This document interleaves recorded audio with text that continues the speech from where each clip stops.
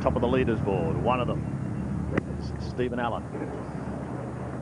Second shot to the 10th for Stephen Allen, having just come off a drop shot at 9. Chance of a 3 for the young man who lost his card on the US Tour. Adam Crawford. This young man is doing everything right, and that's the putt that gives him a share of the lead. They're naturally delighted. I'm not really prepared to give it to him, but he tells me that he gave one to Forgout, basically the spot. Still chatting there, Jeff. No further decision? Sandy knows John Hopkins is a right. Now they're discussing it, trying to decide whether he can get a drop or not. He's, Sandy, I'd like to say he's about some 140 from the flag. So it's a fair way to go. When I get down right to the ball, I just think that the shot that's available at 4 is just complete obscurity of trees and everything. It's just nothing there.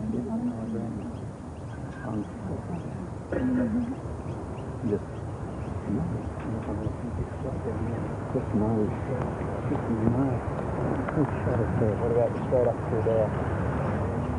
While they're trying to come to some sort of conclusion, Bruce Critchley has rejoined us. What are your thoughts on this situation, Bruce?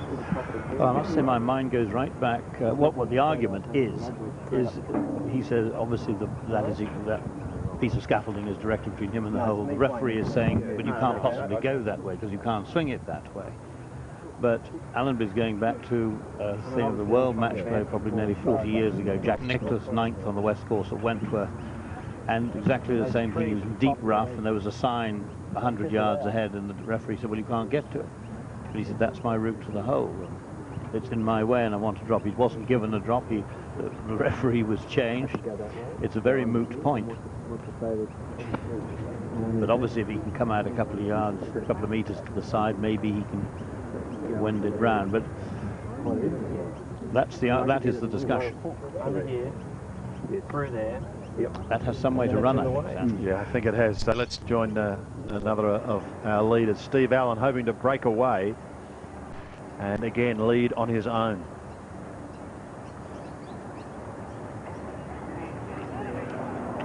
Not a bad response after what is equivalent almost to 2 drop shots when you take 6 at a par 5. Gavin Coles now is only 2 shots from the lead. But he can cut that to 1 here if he's successful at 11. Oh, did break away quite dramatically there with about a foot to go. Rich Beam for a birdie at 10. This to go to 10 under. This to grab a share of the lead. Oh, and he just It's like Hal. frustratingly misses. Yeah, can't buy one at all at the moment. Coles. So Coles remains at 8 under par. 3 at 10 under, just repeating the first playoff hole, and its sudden death will be the 18th. Followed then by 16, 17, 18.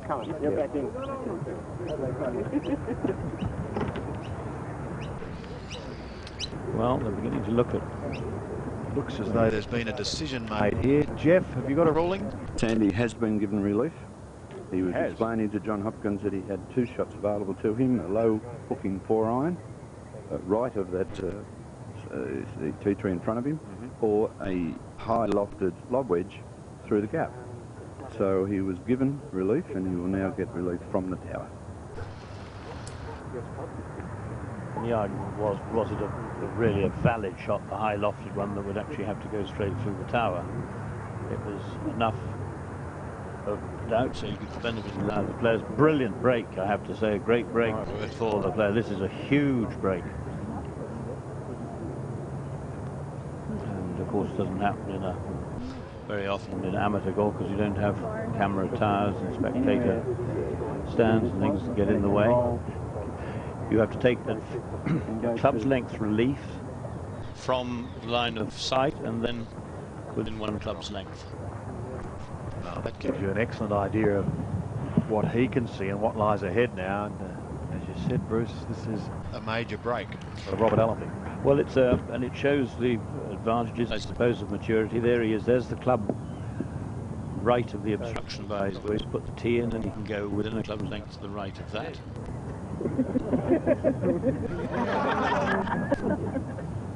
Where was I? What?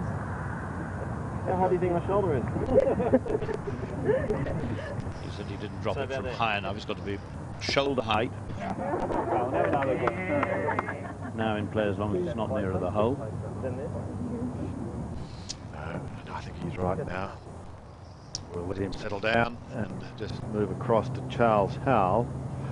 Second shot to the 11th for the American, the slender American who, well, we've got the same build as Bill Rogers, who won here in '81. He was pretty slim, and he battled with Greg Norman for the title here at Victoria.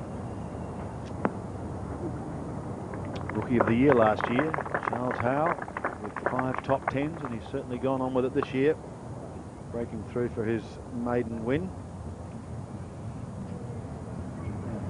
Jeff, are we set to go? As I've heard news of perhaps another drop that he's had.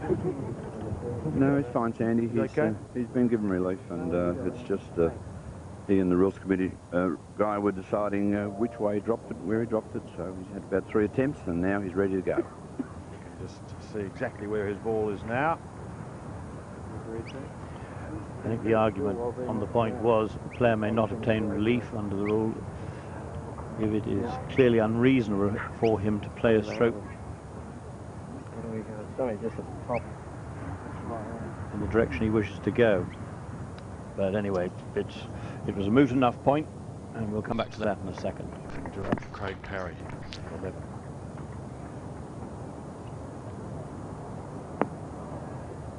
Played a fine shot.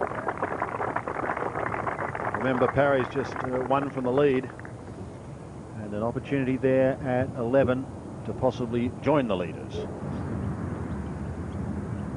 While on the tee, Rich Beem.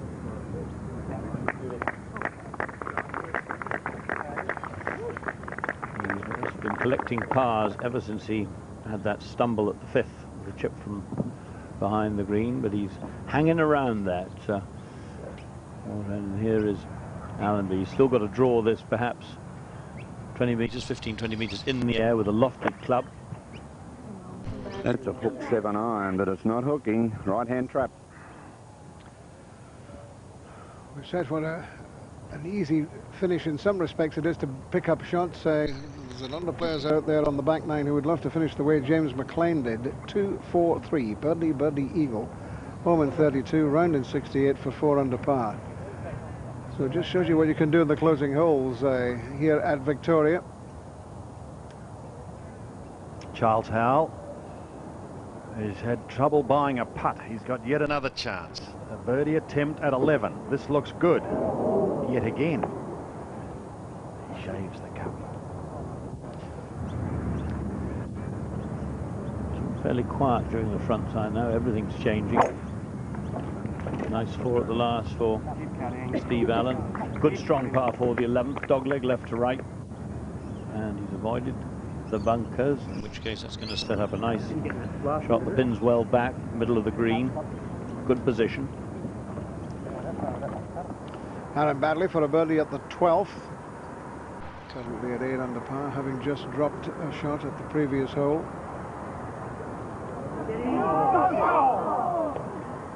So near and yet so far for Baddeley. Big putt here for Craig Parry. This for a share of the lead.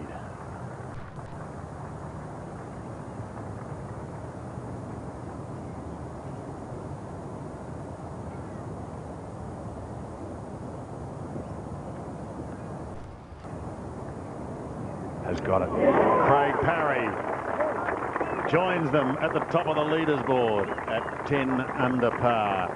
A winner of 18 international victories, but he's yet to place his name on the Stonehaven Cup.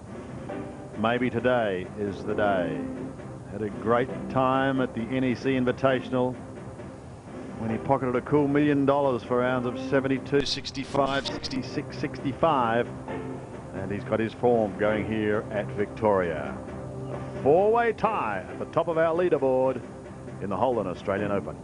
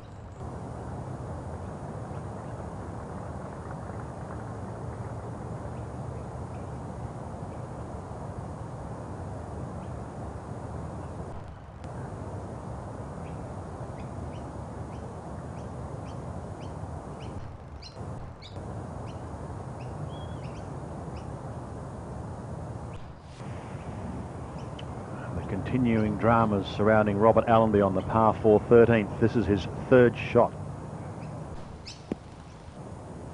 Yes, there was another ball in the bunker which wasn't his, and that hasn't finished running as yet, and that might come off the green. That was and I think his mind's still on what's gone on earlier on the hole. That was by his standards a very poor shot, and that may well just be off the green.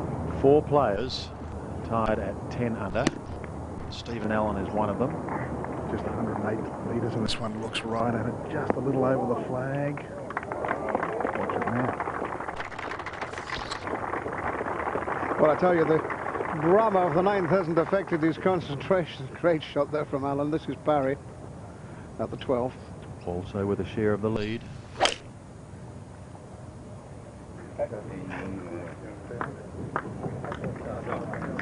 Sensible play. Not much wind. Takes the driver. He can run too far on that line into those bushes coming in at the top of your screen. Huge bunker there. It's not a long par 4. So sensible play. There's Allenby's roll back full 5 or 6 paces. This is his 4th shot. This is a safe par. And you just really do wonder now what that delay is going to have, what sort of an effect it's going to have on him and his game. Rich Beams second to the 11th. This was just a moment or two ago. That's been back to almost into the hole. 2 great shots there from Allen and Beam.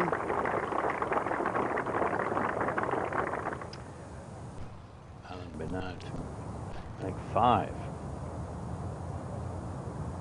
But he gets it in, and I suppose where he hit his tee shots, that's probably what you might call rough justice.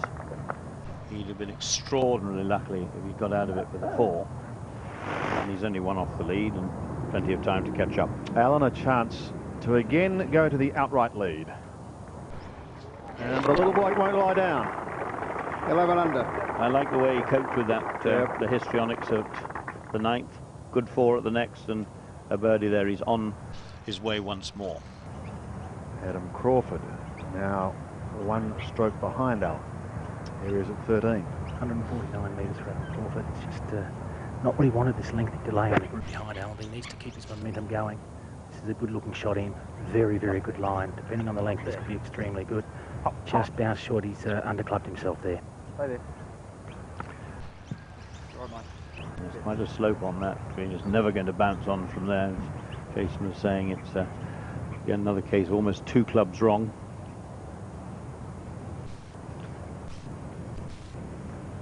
Elevated tee at the 12th, dog leg to the right, and Charles Howell playing well away from that bunker, which is on the dog leg, the inside of the dog leg, and well, that's fine. Pin today at the 12th hole, 23 on 5 from the left. We've seen already Stephen Allen get a birdie here. This is for 10 under for Rich Beem. He makes 3 at 11. So Beam's 10 under, Parry's 10 under, Crawford's 10 under, and Stephen Allen's 11 under. And Gavin Coles is hoping to stay in the mix with a birdie putt. He is currently at 8 under. Now he is 9 under and just a couple away from Allen. It was extraordinary. An hour ago they were all sort of treading water, going backwards. Now it's they're coming forward once again. The putt's beginning to drop. We move towards the 14th. $250,000 up for grabs here. The pin today 24 on and 7 paces from the left. It'll be interesting to see, Jeff, if Robert Allenby can settle down. I would sincerely hope so, Sandy. After I thought he might have got away with it and got out of that trap with a 4 at 13, but wasn't to be. And now 1 shot from the lead. 8 iron for Robert. Stay there. Looking good, looking right at it, right at it. Great shot from Robert Allenby.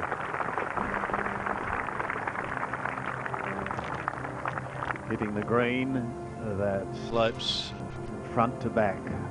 You couldn't ask for a better looking leaderboard, could you, at this stage of the championship? A break, and our coverage of the Holden Australian Open will continue on the 7th.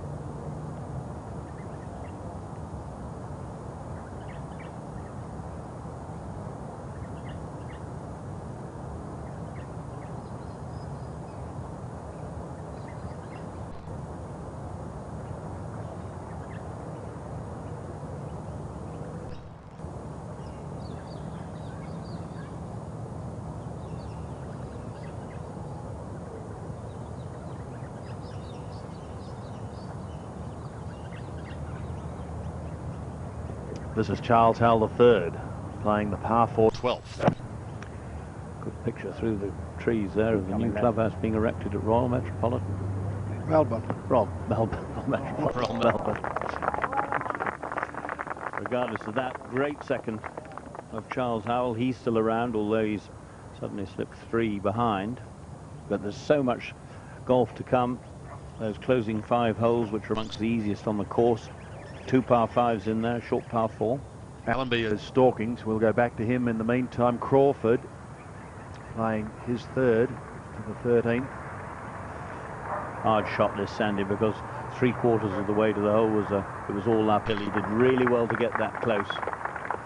If he pitches at the top of the ridge, it runs on. Beam on the 12th tee. He's really tried to overpower this course today with a lot of drivers. Now this one started right down the right-hand side. He needs it to fly a little further. He's got 243 to get over the trap. He hasn't. He's hit it about 241. Bad news is, of course, he's ended up right up at the far end of a bunker with a lot of lip to it, and he's still got a good 130 metres to get to the front of the green. Crawford dropping that in for his par at the 13th. He remains at 10 under. Allen on the tee at 12. Once again, the outright leader at 11 under. He hasn't come into the same contest with Rich Beem, trying to hit driver just about everywhere. He's manoeuvred the ball around. This one's out to the left, but there's plenty of space over here. It's in the open spaces, and he'll have a good view of the flag from there. Seems pretty calm about it all. Now, back to Robert Allenby. He has this for a 2 to go 10 under. Can you believe it? As that goes in, the momentum's regained, and on he goes. Yeah. Ifs and ands. The game will go 4 left to play.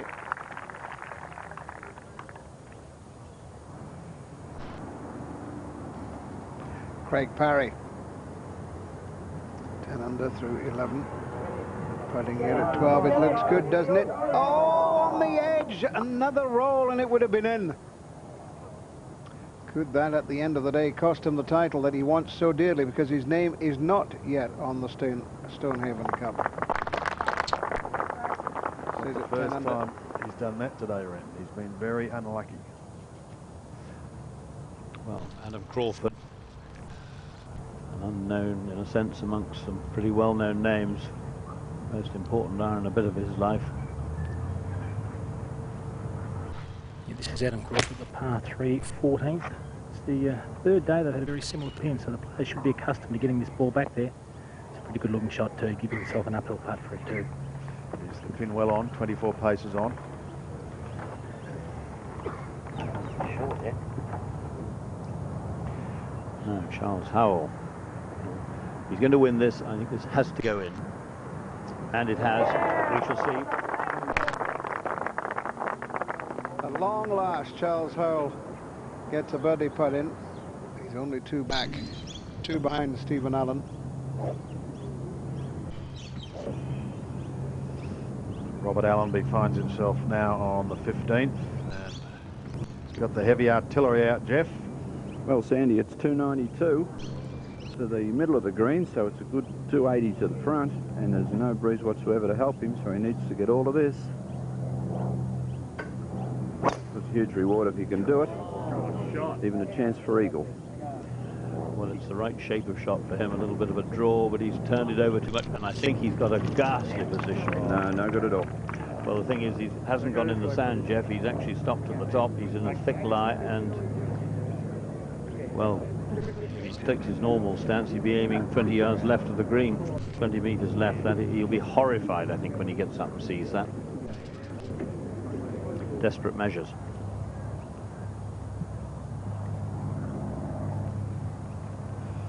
Stephen Allen has kept his cool remarkably well. 178, just can't see the flag because the bush is in front, but he has no problems getting there. Well, I'll tell you what, he's hit a great shot. If this is the stick, it's right at it. Oh, that is spot on, Pat. He's 5 iron. Absolute gem. as he tries to just once again jump clear of the closing pack. I think he's only just having a look at it about now, but he knew that it was pretty tasty from, as ever, the reaction. At the 13th, that was Aaron Baddeley attempting to make a birdie, attempting to get the 9 under par. And, well, he had such a good run just round the turn, and it looked as if he was going to make something of it, but maybe not. Here's Rich Beem at 12, though. Second shot.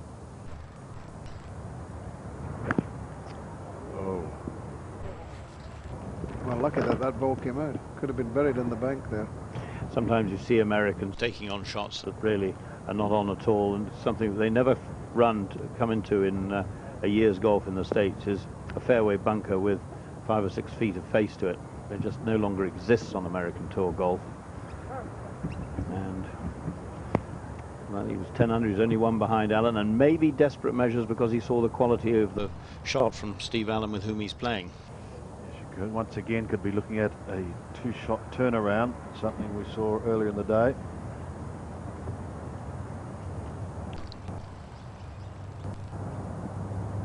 Now it's a case of the experienced player settling himself down, forget that, concentrate 100% on the shot in hand, get it in there, try and make 4 and limit the damage. There's the shot he's got. No better view than that. Well, you wouldn't believe it, Bruce. This is the first hole that he's hit 3 wood. He's tried to monster it all day. Back to the 3 wood. This one at it. Right at it, in fact. Right over it. There you could see how good a shot came from Stephen Allen, our leader at 11 under par, and with an opportunity of shifting too clear with that putt to come. That would take him to 12 under. Adam Crawford has closed in. He's at 10 under. Parry's still at 10. Beam is in trouble. He needs that putt to remain at 10 under par. A break, and we'll see what happens at Victoria.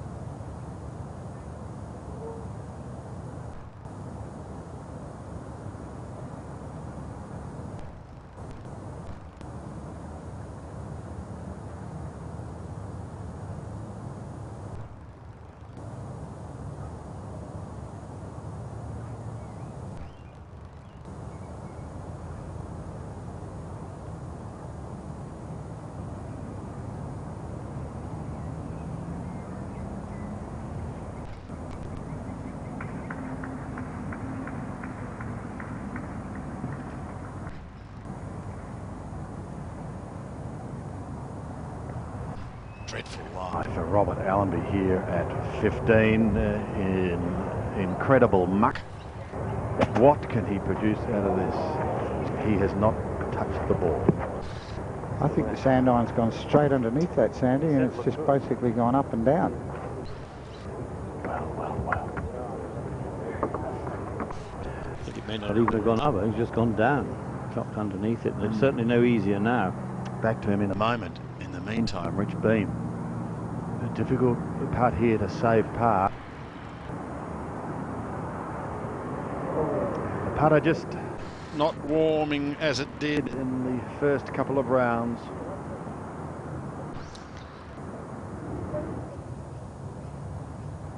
That's called strike one, Bruce. Oh dear. So going for the green off the tee, and there it is, a little 292-metre hole, and in the bunker in 3, and one has to say the end of his race. Badly.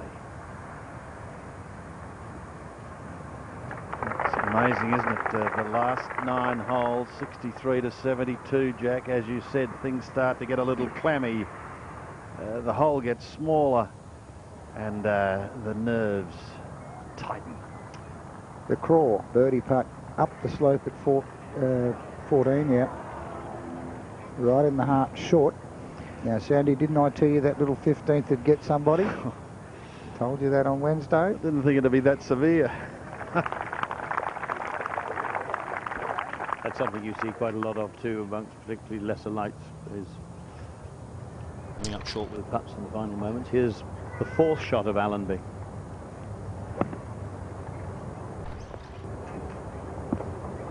Still a very difficult shot because it was all of probably 25, 30 metres, perhaps even more, to the hole. Stephen Allen has this putt, meanwhile, to go further ahead, to stretch his lead to 2, and Allen is at 12 under par. And again, he says to the field, you catch me.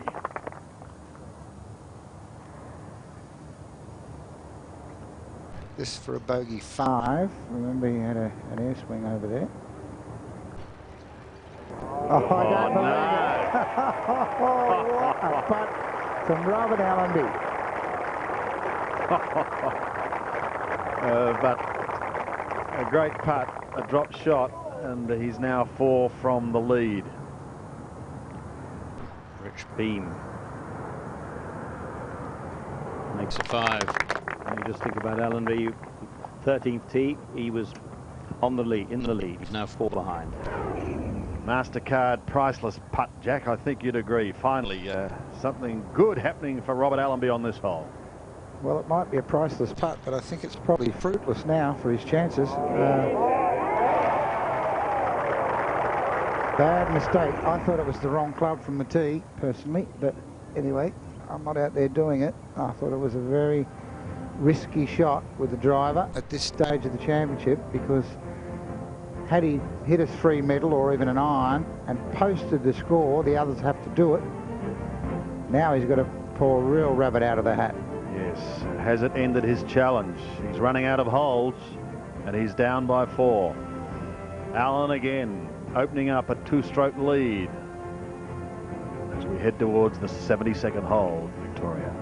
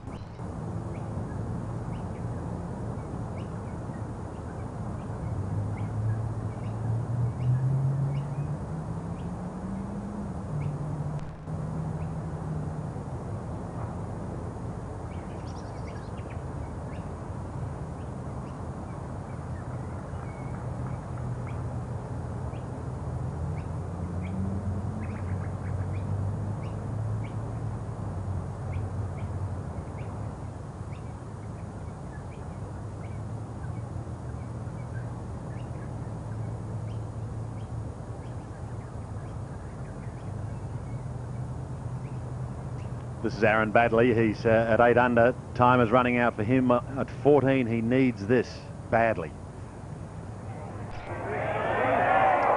Not to be the two-time champion. Well, that expression really told the story, but he's not getting the ball close enough. Gavin Coles. That'll be a drop shot for him. Robert Allenby at 16, par 3. Well, Robert Allenby, after a disastrous 15th, needs to get a wriggle on and try and get a birdie, but he's pulled this left, this 5-iron. Will it hold? No, over the back and down as well. Well, that's a devilish position to try and get a par from. Charles Howell III, one of our visiting Americans. Sandy lining up. He's got 140, and tough to get the ball all the way back to this flag today. And it's getting up in the breeze a little bit. It's going high. It looks a little short. Could be possibly just make it to the front edge. That's as far as it will go, and of course this is one of these greens that sits towards you, and the last thing you want to be is past the pin, the downhill putt. And Jack, the American tour, well, it's their gain and Australia's loss as far as one Trevor Herden is concerned. Yeah, I want to pay a big tribute to Trevor Herden as we watch Craig Parry play his second of 13. He's about to, this is his last tournament this week. Trevor, I wish you and your wife Kim all the best. You're here. And a tower of strength from our tour, and one of the leading tour of tournament officials in the world. Parry also coming up short. We've seen quite a few players short, so just in closing off on that note, we wish you good luck, Trevor. Crawford in a bit of trouble, but not as much as Allenby at the 15th. But he's a long way back.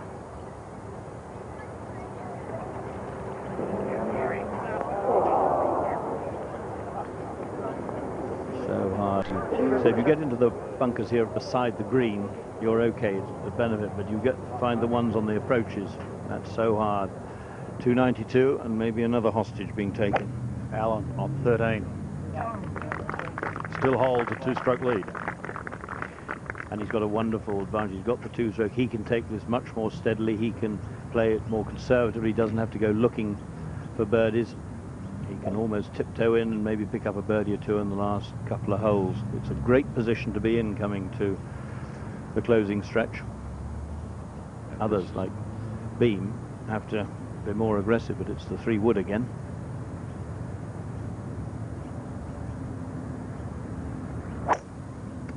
I'm not happy after the last hole. He's pounded this down the left-hand side.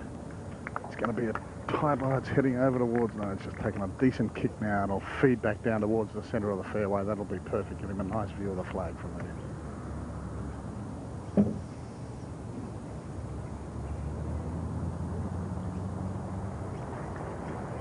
Big shot here for Adam Crawford, Sandy. I think he needs to get this up and down to keep his chances alive. Well, he has. From bunker to bunker.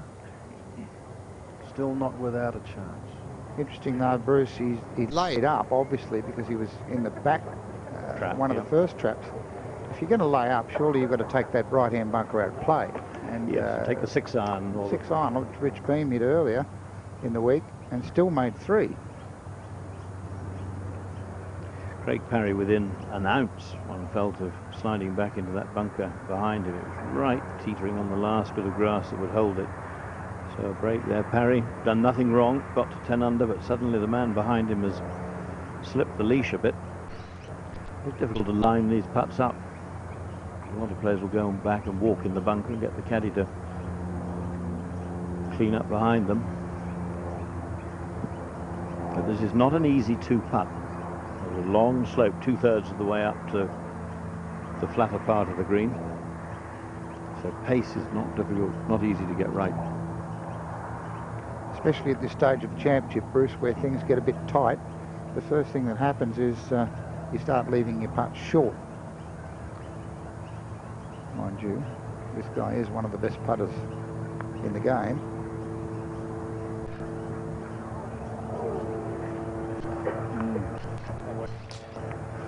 That was the difficulty. Left himself with a real tester now. Well, it's not one you can be bold with. You have to trickle it down and pray. Big putt for Crawford now, 15th green. He needs this for par. And that's going to hurt his challenge. Now trailing Allen by 3 shots.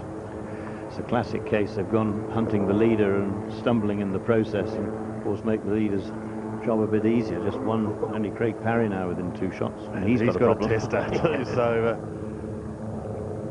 find himself with some breathing space, Allen. But here's Allenby in his second to the 16.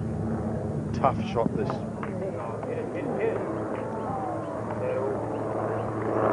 It's about all he could do from down there. You've got to hit it hard enough to get it up to the top of the hill, and then it's like a roller coaster down to the hole. Well, it's a good green on which to be putting second. Charles Howell, he learned a bit from Parry's putt. Maybe not. And that was a good putt, great putt. Gave the hole a chance.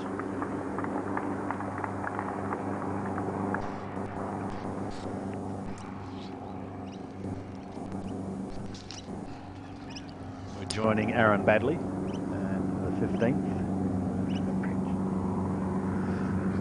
Looks as though he's going to have a crack at this as well. 292 metres this hole. Well, although is that a 3-wood, Jack? But the difference is, Sandy, he's got to have a go at it, because he's 8 under par and 4 behind. Yeah. Whereas Robert Allenby had all the momentum going for him, and was, I think, at 10 under, wasn't he, at that stage? And that's the difference.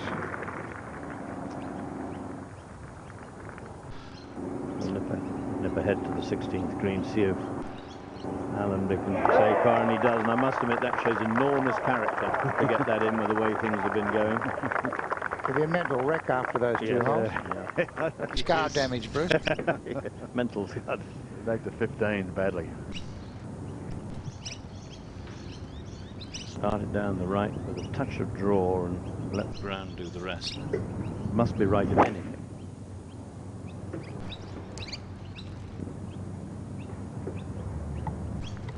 No, that's left. And it's, well, there's, may look as though there's a bit of green between the front of the bunker and that, but it's all downhill and bone hard. Big putt here for Craig Parry to remain at 10 under.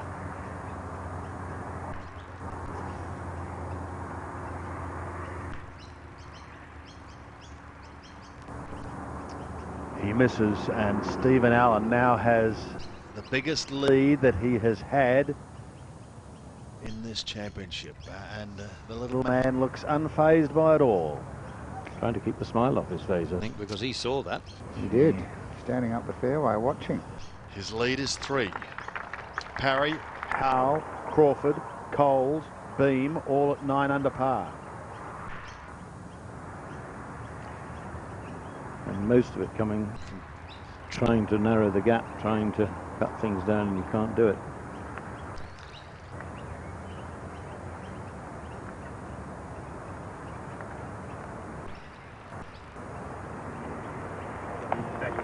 Only 130 today, Charles Howell. That was at the 12th, and that's really why he's been bypassed. Hasn't made many mistakes. Jack, from what you've seen, can the little man hang on? I think he can now. A couple of big decisions for him coming up. Tee shot at 15, depends what he does there, and he's got to get it on the short grass at 16. We'll see what he does when we return after this break to Victoria.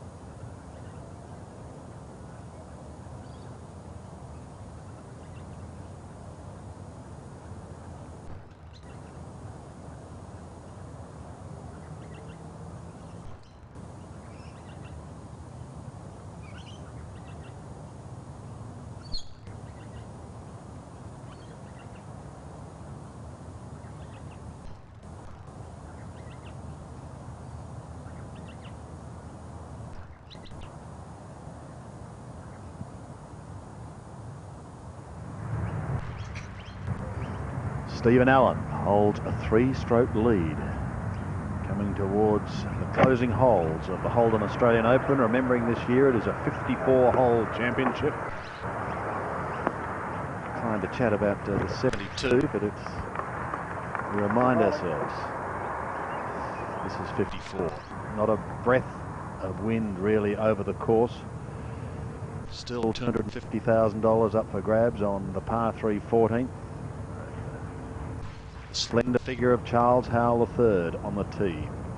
Yes, 146 here, boys. Slightly into the breeze, just a smidge of breeze. 9-iron, this is heading to the right, and it's got to be up. Oh, look out. Just look out for the spin. This could go back in the bunker. And all the way back into the bunker. How unlucky is that? Well, you said it in flight, Brett. It was offline. Even I think when, because it was pushed, it was short as well a little while ago.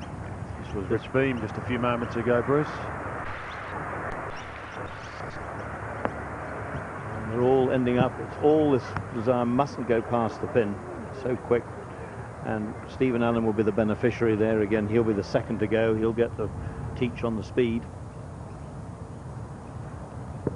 Craig Parry. Up the hill. Players can't see their golf balls finish here. They can only see the very front edge of the green. And if the wind's in their face, perhaps they're perhaps not quite aware of how strong it is up on the top of the hill. Craig Jones of 69 today to finish 4 under. Peter O'Malley back in the clubhouse with a 71 to finish 3 under. And Chris Downs, marvellous effort by him, 67 today. And he's finished his Holden Australian Open at 6 under. Started with 2-3 putts. Here's Rich Beam. And that's a great judge of pace up there from those of you who've been watching the last half hour or so. That'll be a 4.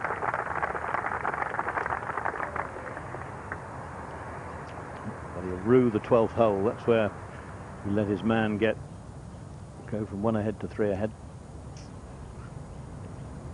Well, I must say, Aaron Baddeley come up with a very fortuitous lie here between the traps. And that's the shot he's got over the top of the traps. But the important issue is he's got a decent lie. A lie so bad it will really horrify the amateur, but it gives him the control. Just look at that. That's a marvellous recovery. Talented and young, they can do that. And here's another one. Similar qualifications, out of the sand at 14.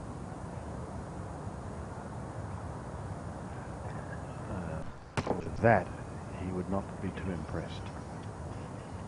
Yeah, it's quite amazing. Both the Americans look a little out of sorts today, don't they?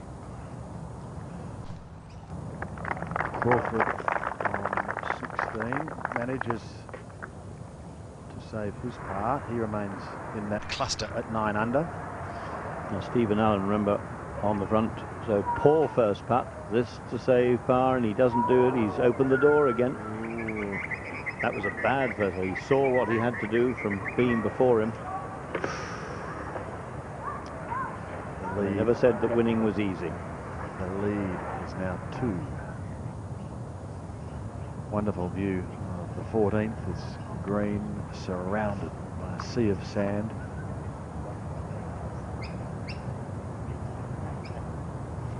So once again, the tension creeps back into these closing holes.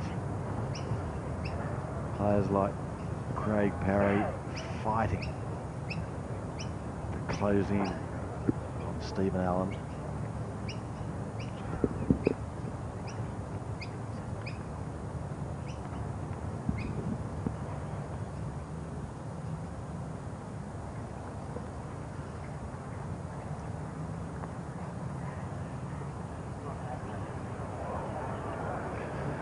They've all misread that putt coming up the slope. And once again, the predominant thought in their minds, though, is I mustn't rush this 2 or 3 feet by. And of course, that's what he did on the previous green.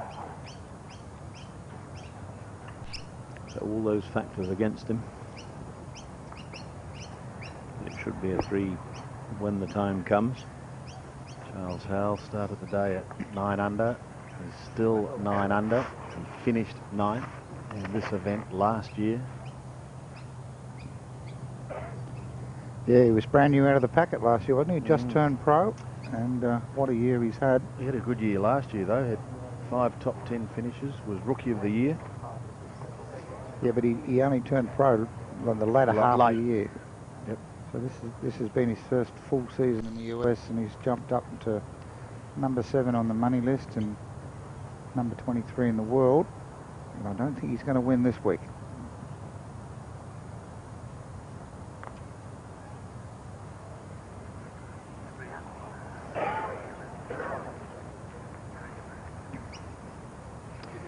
Yes, there's been a shortage of birdies, really. He's only had the one.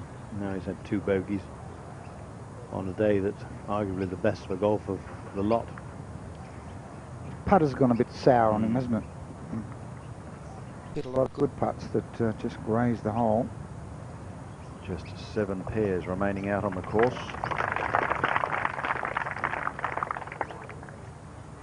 And he knows how serious that drop shot is. Okay, go for it.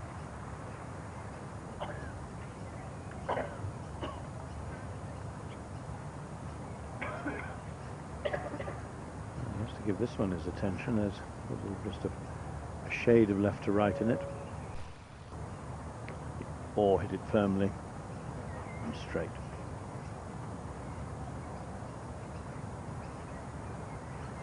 Parry, with the experience to know, and particularly knowing this course, that all sorts of things can happen. He can certainly make at least 2, maybe 3 birdies between here and the house. 2 par 5s still out there.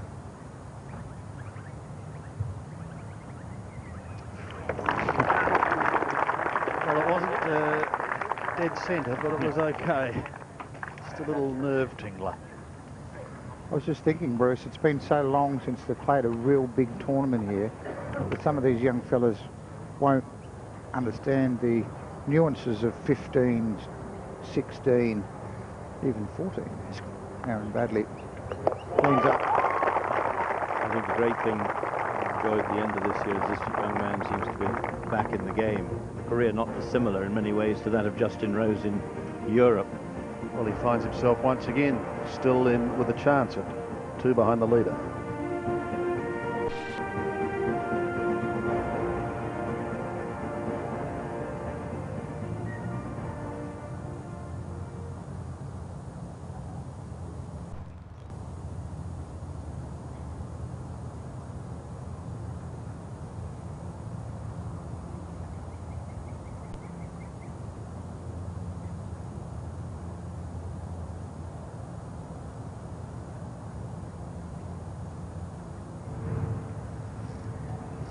The short 14th, playing host to Rich Beem.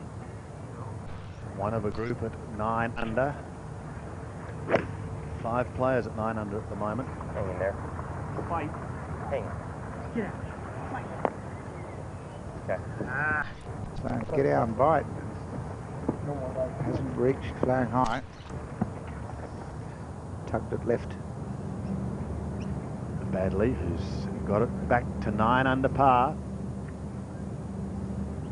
Yeah, he really got out of jail at the last, Sandy. That's going left. That's why he's yelling out bite. And that's down in Robert Allenby country. Yeah. Not bad.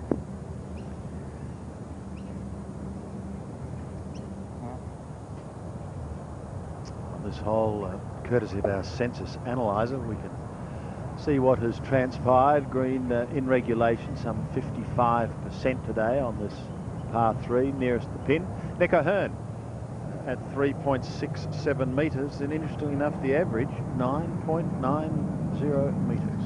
That's a very low percentage, Sandy, for a par 3 that's only measuring 142 metres.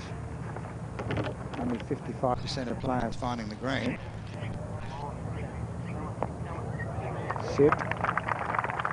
Beautiful shot. Beautiful shot from Stephen Allen, although a big swing from left to right on that putt. He's just starting to show a little bit of emotion there, pumping himself. Here's Jason King. He's at 3 under. Yeah, he's having a horror back 9, Sandy. He is. Bogey, bogey, bogey, par, bogey. And that's not going to help his cause. Not going to help either. No.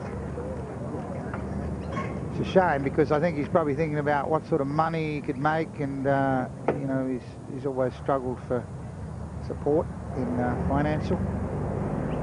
Gavin Coles, another of those players who has a share of second spot. And don't discount him.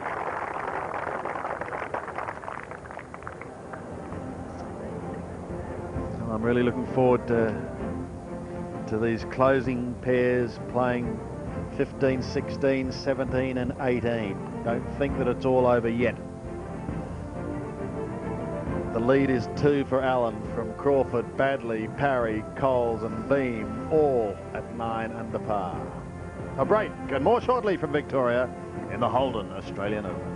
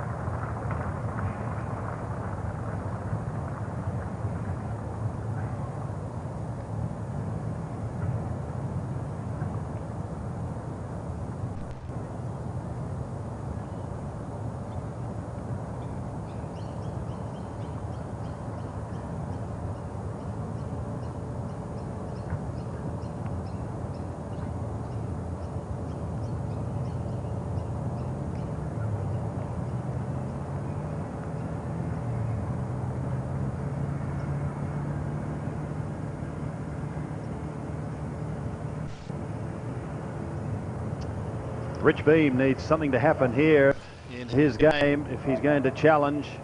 He has this long birdie putt, but the putter hasn't been kind to him so far today. This looks better. The man from West Texas is still there. From behind the 16th green, Aaron Badley.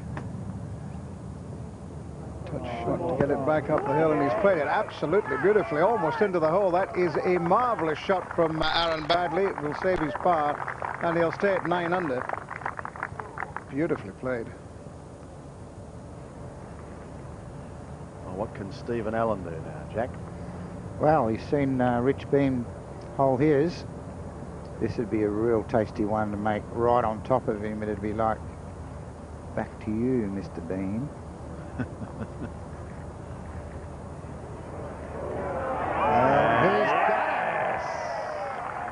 Just made it. Oh, he wants to shrug them off, and he's not doing a bad job. He again leads by 2. This is a big finish. Coles also with a birdie opportunity. Trying to go to 10 under, but not to be.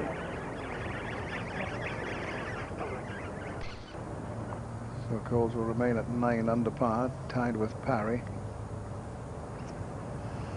It's it's a great leaderboard, and when you see Allen continually keeping the challengers at bay, he answered Rich Beem in the best possible way. Crawford, Badley, Parry, Cole, they're all at 9 under. Maybe he shrugged them off. That's par for Cole. He remains at 9.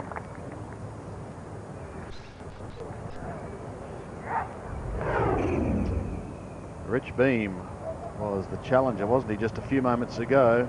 And there's no doubt that this is a MasterCard priceless putt, Jack.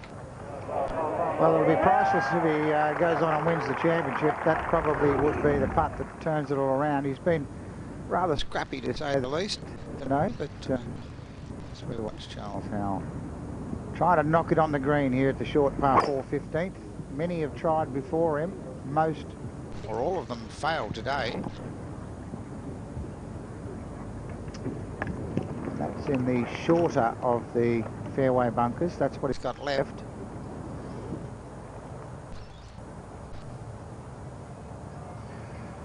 Justin King for a birdie at 16. I think it's for par, I think, rather than for a birdie. Yes, that's for a par. Jason King making par there to stay at 2 over for the day, 3 under for the tournament, and 9 shots behind Stephen Allen, who has toughened up so much playing on the American Tour. Badly popping that one in. Jeff Ogleby. Par at 16, and a very good par it was too. He remains at 9 under. Crawford with a birdie attempt at 17. Jeff Ogleby, I can tell you, shot a final round 67 to finish 7 under. Andrew Shuden to 73 to be 1 under. Very difficult putt down this slope here for Adam Crawford, but if he's going to win it, he probably needs to make it.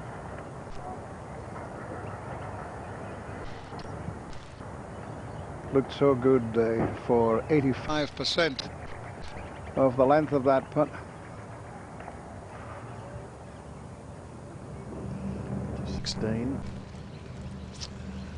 Fascinating finish for Monaro from Holden, up for grabs for anyone who can do it with an ace. Pin today, 22 paces on 16. Good looking swing he put on that. And a beautiful shot from Gavin Coles.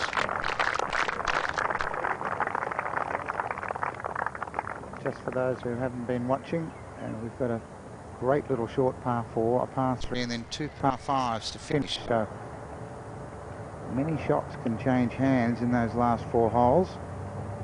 Crawford for par at 17.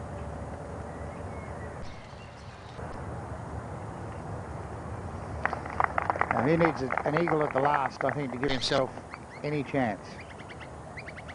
Well, he's dropped only 1 shot today, 3 behind Allen. Great galleries lining the 15th, following the fortunes of Craig Parry and Charles Howell. One of those in the gallery has been Brett Ogle. Yes, really needs to hit one close here. They're running out of holes. Stevie Allen's playing superbly today.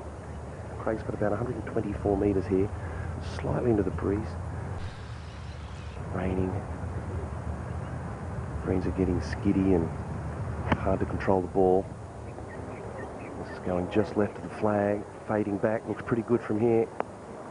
Oh, just a bit short with a lot of spin. So greens are getting a little softer now, and it's hard to fly the ball all the way back there too.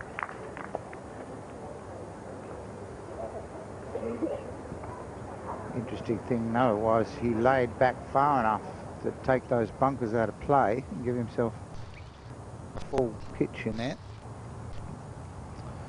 Robert Allaby at the last. Second shot for him.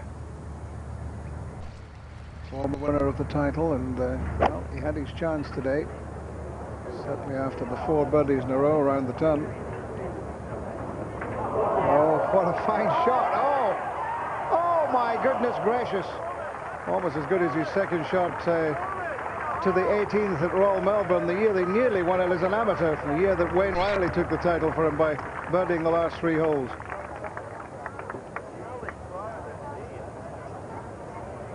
So he's got a putt for an eagle at the last. He's won the Battle of the A's with Stuart Appleby today. Appleby 4 over for the day. Charles Howell.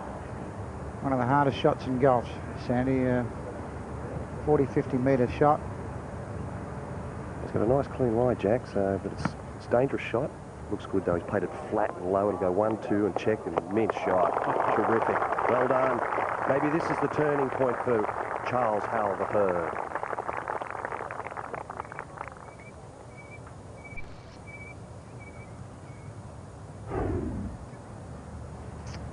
This is worthy of being called a Primus hot shot.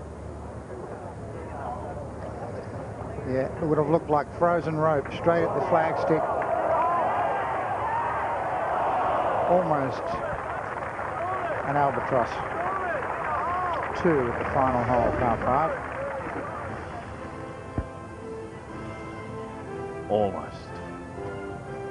It's not going to be enough for Robert Allenby. Stephen Allen, if he keeps things on the straight and narrow, is going to have his name engraved on the Stonehaven Cup.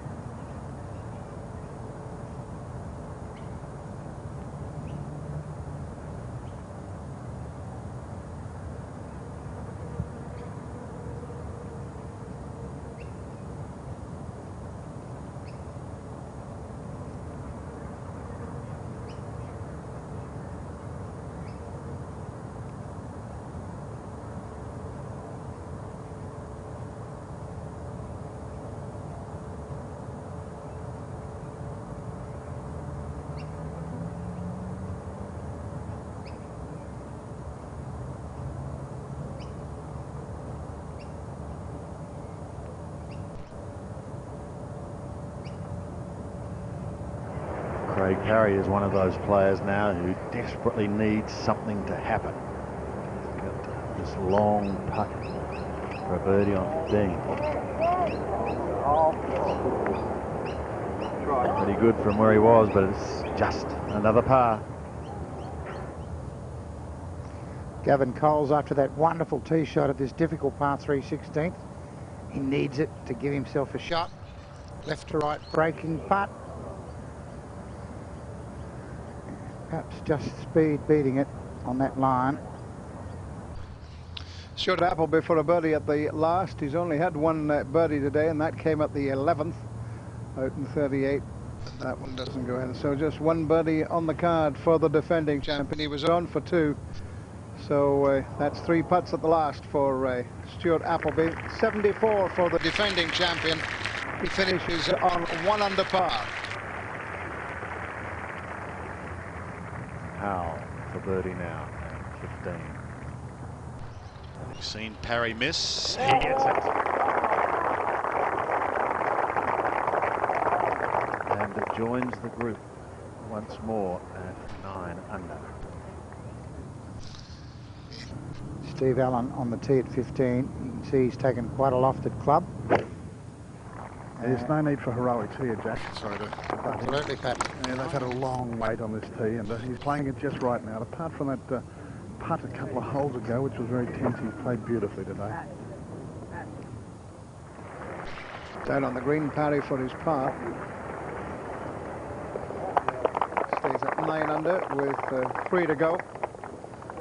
A 3.55 finish here at Victoria. To 18. And Robert Allenby trying to finish with a 3.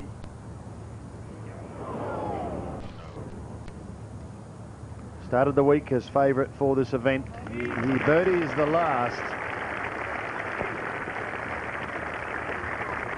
And he is not going to win his second Australian Open. A round today of 65, back-to-back 65.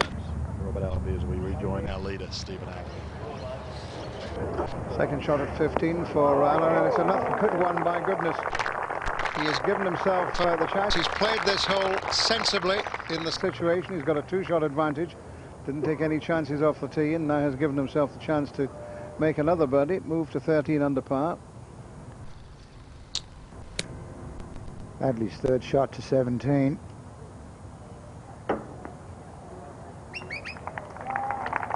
And a good one. Remember, he's at 9 under. So if he could pick that up, he'd go to 10. Rich Beem also right up, Sandy, which is, I thought he may have been one that would have had a go.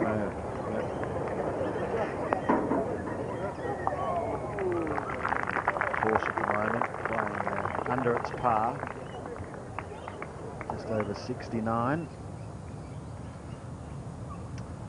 There's some tremendous tennis coming up on 7. It's going to be a really hot summer of tennis, culminating in the Australian Open. The Uncle Toby's Women's, the Hardcourt Championships, that's on Saturday the 4th of January, but there are events right around the country on this particular week. The AAPT Championship, that's on the 4th and 5th of January. And the Adidas International starts on the 5th and goes through until the 11th as a build-up to the Australian Open from Melbourne Park. This is Craig Parry. His last opportunity of winning the Holden Monaro on 16. Yes, 180 metres, Sandy, 6 iron. It's hanging up. It's hanging up in air a bit, maybe a bit short. Yes, long putt, but he really needs something right now.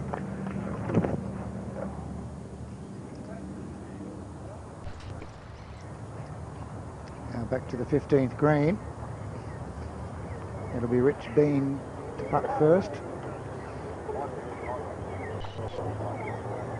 Left to right breaking putt.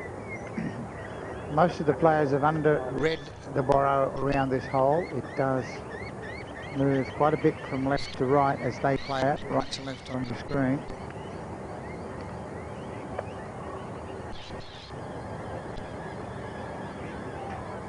So, holes running out for the pursuers. When Bill Rogers won here in 1981, he was Open champion, major championship holder, and of course Rich Beem is, having won that US PGA Championship, battled with Tiger Woods and beat Tiger Woods at Hazeltine.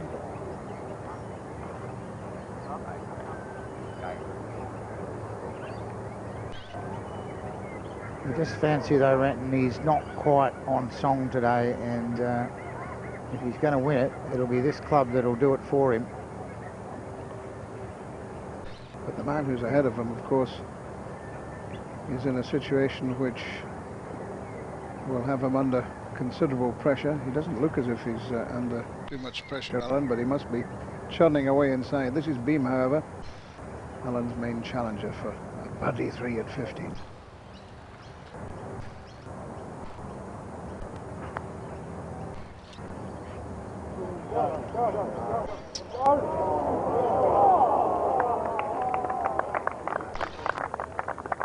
chance now for Steve Allen to take a 3-shot advantage with 3 holes to play. He's got a birdie putt coming up after Beam taps in for his par. Yeah, and importantly, he will have had an opportunity to go to school on Rich Beam's putt. He should have noticed that there's a bit more borrow around that cup than you think. First things first, Aaron Baddeley for a share of second. Beautifully done, and remember, he can eagle the last. There have been 7 eagles at the last today so far. An eagle at the last for Baddeley would move him to 12 under par, and that's what Steve Allen, the leader, is at the present moment. But he might change from that any tick of the clock. He's got this putt now to open up a 3-stroke lead. This to go 13 under. Get in.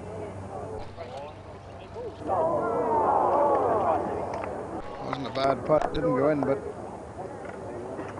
it's looking just a little bit white around the gills. The baby-faced assassin. But he's played so well.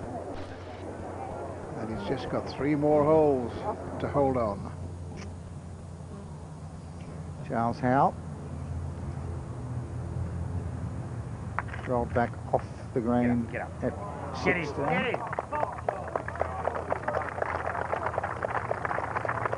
That's a very fine shot he's played there from over that green. Not too many can dodge a bullet from there. Crawford. Third shot for Adam Crawford. Come on, come on. Checked up on him, didn't it? That for a birdie for 10 under. He's not going to win, but it's been a good week for Adam Crawford here at the Victoria Club.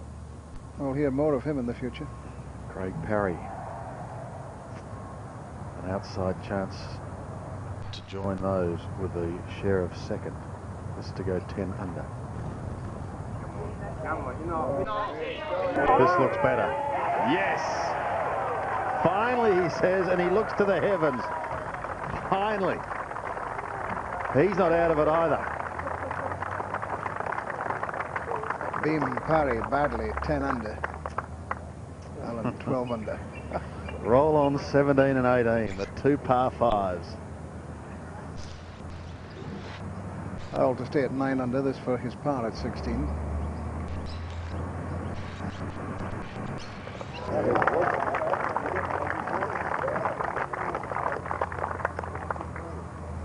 I still think if Stephen Allen can get on the green here at 16 and get a 3, he'll win. We look forward to seeing it. Jack, in the meantime, Crawford with a birdie putt at 18. Big dollars here for Adam Crawford.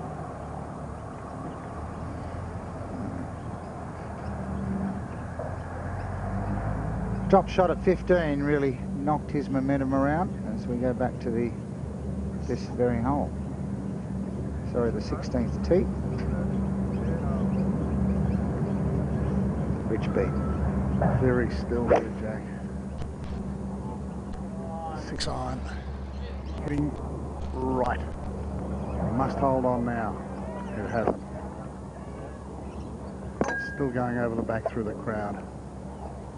Almost onto the 17th tee, and he's not happy. No green to work with either, Jack, coming back.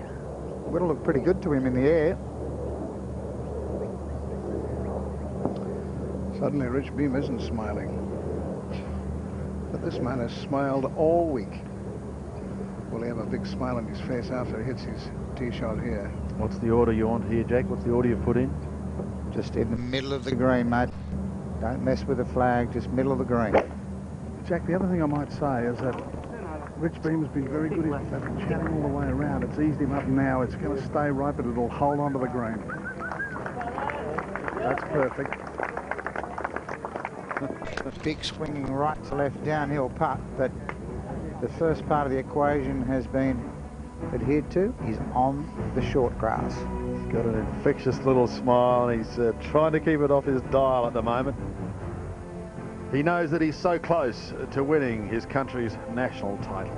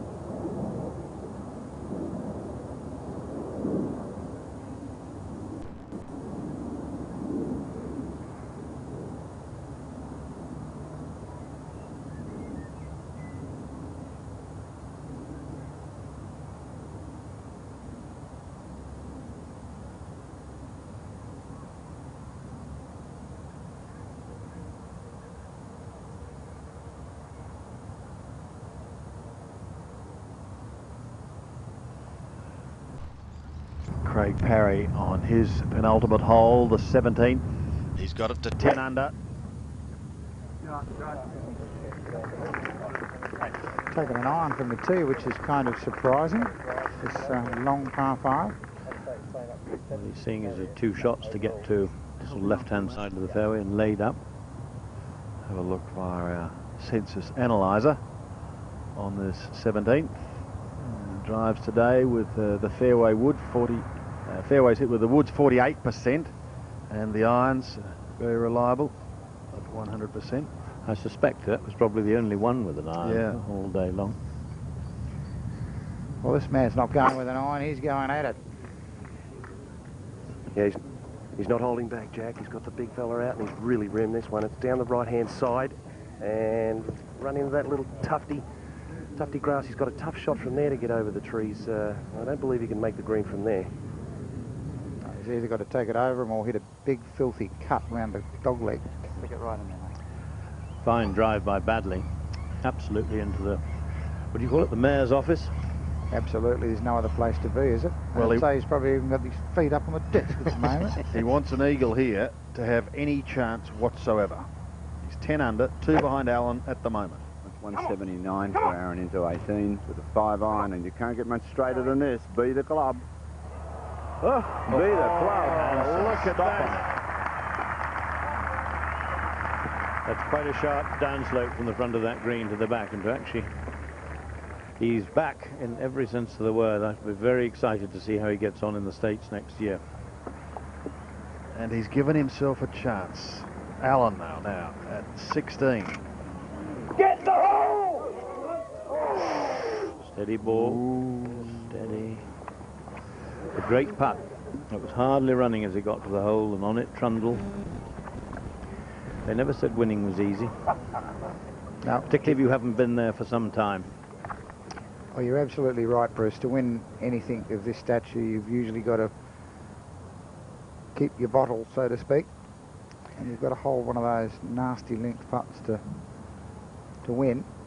This, of course, will be for a 3 from Rich Beem. He was down the other side on the 17th tee. Bumbled it back up to here. This is a must putt for Rich Beem. Great try. Has he got the legs? It has, you know, it has. Oh, what a wonderful putt. What a wonderful putt in terms of his chances. If he misses, he's gone. All that, and it's only a par, but my word, it's a big par. Well, and it sort of just shows Stephen Allen that he's still there. 2 par 5s to come. A player that you might think, well, he could make a couple of birdies at the last 2. Well, the important thing, Bruce, is he's playing with the leader, isn't he? And now this putt has suddenly taken on a slightly different context. I mean, they're all hard. It's virtually a straight putt. It's a simple putt in terms of technical difficulty, but nothing simple at this stage. Wasted no time. It's a nice position to be, 2 ahead and 2 to go, but that's the fun of a brace of par 5s. All sorts of things can happen on these last 2 holes. We're moving ahead to the 18th there. You can see Aaron Badley on the green. He has an eagle putt, and if he's successful at the moment, it would give him a share of the lead with Stephen Allen at 12 under. If we have to look ahead, the playoff holes, and it is sudden death. It'll start on 18. If there's no decision there, back to 16, then 17, and then 18 again. Well, you've got to take your hat off to Aaron Badley, haven't you? A couple of times today where he's missed putts, a couple of short putts. Mind you, he's made some rippers, but he's never out of the ball game when he's on song, as Bruce just intimated. He's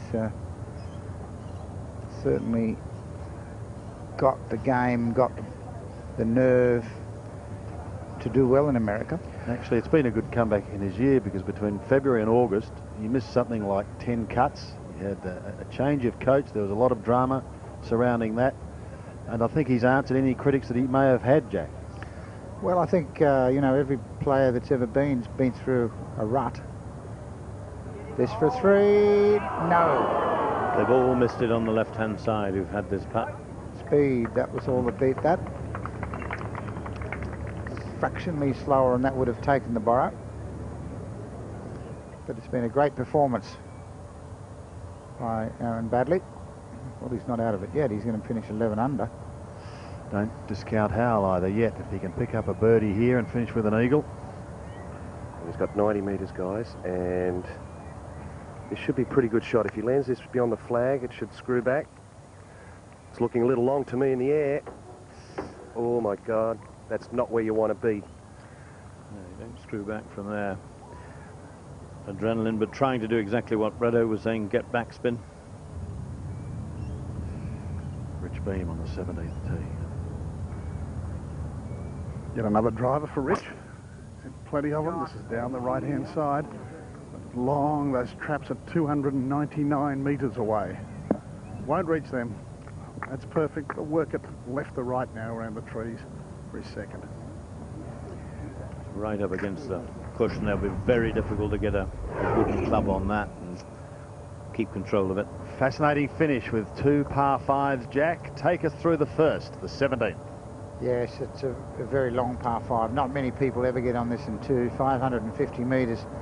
The issue for the players from the tee, 265 to clear the one on the left, 294 to the one on the right, and then the hole bends around to the right and then right again. It's really like a double dog, if you like, and then a devilish green that slopes severely from back to front, and over to the left there's a little swale, but I think that's out of play with the pin on the right. Stephen Allen electing the 3 medal. It's going left. Oh, and it's caught the left bunker and back in the trap.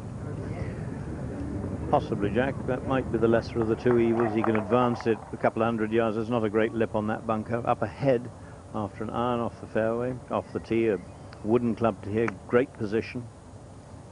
Master of the short game. Tiptoe number low. Look at this, look at this. A birdie there for Parry will take him to 11 under. And ahead to 18, Aaron Baddeley. A birdie, and at the moment it places him in outright second place. A fine comeback by the man who has won it twice. A round of 65, 70, 64, 65 to Aaron Baddeley, and we say good luck to him as he heads for the US Tour next year. Stephen Allen leads. He's on 17. Baddeley has finished. He's at 11 under par, just 1 behind.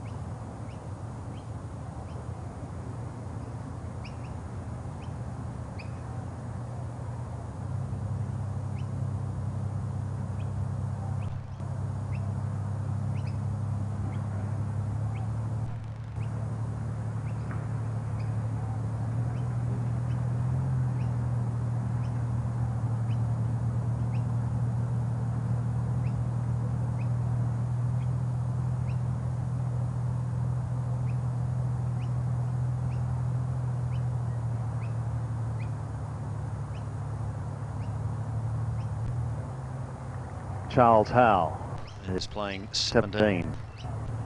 He has this putt for par. And that's a great save. It's a great save. Gee. But at the moment he's 3 off the pace. We're seeing the Americans really get themselves out of jail the last couple of holes. Now this is a very awkward shot for Stephen Allen because he's got that tongue of the bunker immediately in the line he wants to take. And that's going to mean he'll have some, maybe getting on for 200 metres for his third shot. He's got to take quite a lofted club to get that out of the, or make certain of getting it out of the bunker. And this is not a green to be hitting a long shot into. Just 18 metres wide at its widest point. Well, he can take 6, but Pat's down with him. Yeah, a little closer to the pin than he thought he'd like. Getting 7-iron on this, get it out around about 140 metres. And that's perfect, leaving him about 130 metres into the flag. Well, he was further back than I thought he was, and I must say that he had great connection there. Got the ball first, brave shot.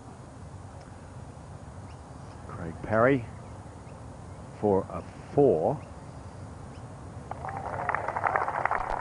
So Parry now is at 11 under, and he's going to move ahead to the 18th. This is where it could all be decided. The 18th, in this case, the 54th hole at Victoria, and a par 5. Well, it's the easiest hole on the course, reachable into. It's been down breeze all day. 255 metres to get past these 2 bunkers, which really a lot of the field can fly past, and then you're over the brow of the hill and on the downslope and get a very good clear look at what you've got left to do. Maybe the toughest part of this hole is the green itself, which slopes from the front right-hand corner to the back left-hand corner, and really quite sharply. And the pin today over near that bunker on the right, which makes it extremely difficult, should do, to get close to the pin in 2, but several have succeeded. Key for Parry is the tee shot. He's got the shape of shot for his second. Not one of the longest hitters out here, though.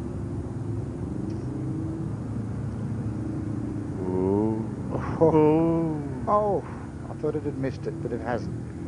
That's a cardinal error, Jack, isn't it? Because it would have to question whether he can get home from there. He's only 255 metres. Allen playing his 3rd shot now. 130 metres. 9-iron, just take it over the flag and let it drag back. I thought it might come back a little further than that, but it's a slick putt down the hill, but it's pretty safe for 3. Commercially very sound. To 18 on the tee, Charles Howell.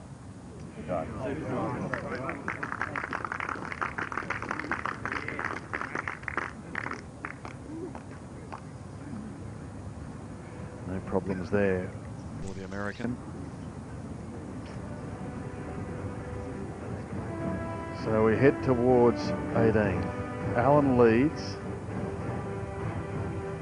Parry's tee shot could cause him some problems on 18. He's a stroke behind. Badley's already completed his round. Can anyone catch Stevie Allen?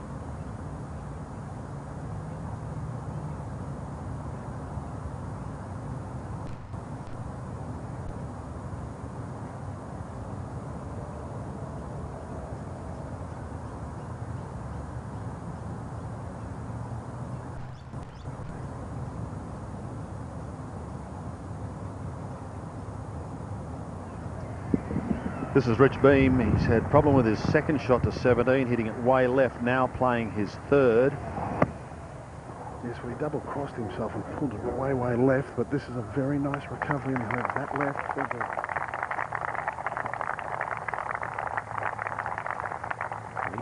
He's much in the same shape as Parry. Gavin Coles, and an eagle putt for the New South Welshman. This has been a marvellous week for Gavin Coles. That was for eagle. That was for share of the lead. He's going to pick up a birdie, hopefully. Now, Stephen Allen, big putt here. At the moment, he leads by 1. He can stretch it to 2 if he's successful with this putt. But no. And I think Sandy, after the tee shot, the 5 there is more than happy. He takes the lead to the final hole. Coles, we saw his eagle putt miss. But he gets his birdie. Yeah, I'm sorry about that. I was looking at the wrong computer. Well done, Gavin Coles. Terrific tournament, wasn't it? 68 today. Rich Beam for a 4 at 17, getting within 1 of his playing companion's lead. Oh, and this time he misses. Because if you get within 1 and 1 hole to play and it's a par 5, you've really got a realistic chance. But now he's, at best, one would have to think, going to be 2 behind. Parry's the one who's 1 behind. Adam Scott never really challenged today. No, he through-putted the first, Sandy, and that really got him off on the wrong leg, and bit of a nothing day for him. Started the day at 7 under, finished 8. A round of 69 for Adam Scott down the fairway. Craig Parry. Well, you can see the depth of that bunker. It took the possibility of getting on the green in 2 right out of the mix. And he's going to make 4, and he might do it from that side. It's the best angle to attack with a short shot. Bad tee shot though. Charles Howell from perfect position to attack the flag. It's 192, guys. 5 iron and pretty much straight at it. Teeing up and just a smidge short, but he'll have that for an eagle chance. A bit disappointing today, Charles. He hasn't really made enough and really hasn't hit it that close, so not as good as yesterday. No, he's had a lot of missed judgment of distance, I've noticed today. Back to the 18th tee. He's standing over this, and it's probably must make eagle. 70% of the danger on this hole from the tee, and this one very good.